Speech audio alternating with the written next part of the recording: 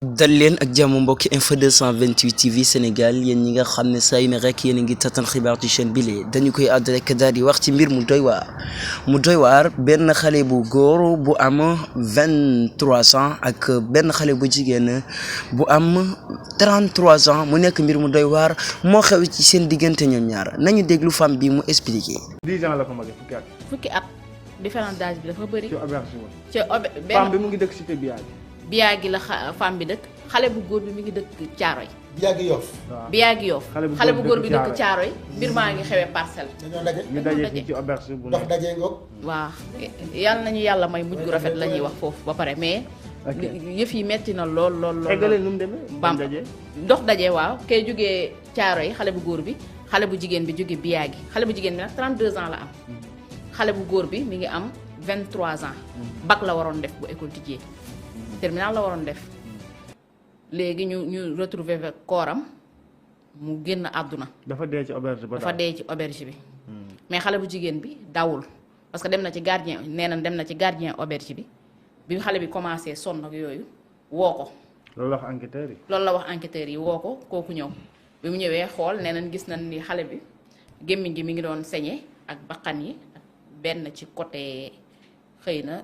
peut-être ci tubéy bi la génnee kii foofu benn ci côté ndigg bi daal doon na nàcc. ndigg bi doon na nàcc côté ndigg bi gis nañ fa nàcc ak bakkan yi ak gémmiñ. xeex la moom ah xeex la. non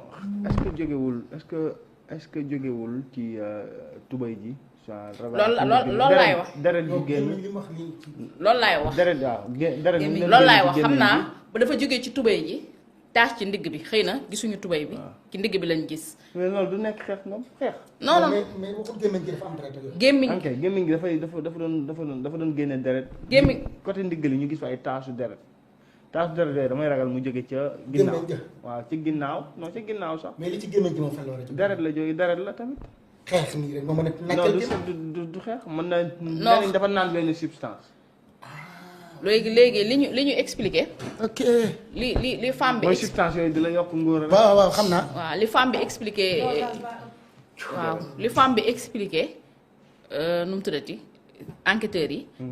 nee na leen avant ñuy commencé la leen fa indi woon maanaam lañ waroon a sékk avant ñu koy commencé xale bu góor bi dafa am lu mu naan.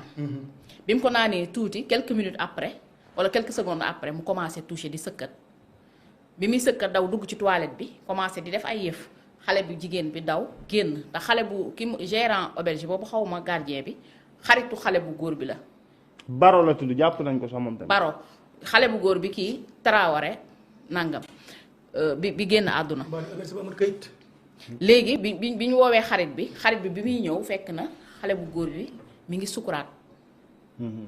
mu génn at ci kanamam la génn at.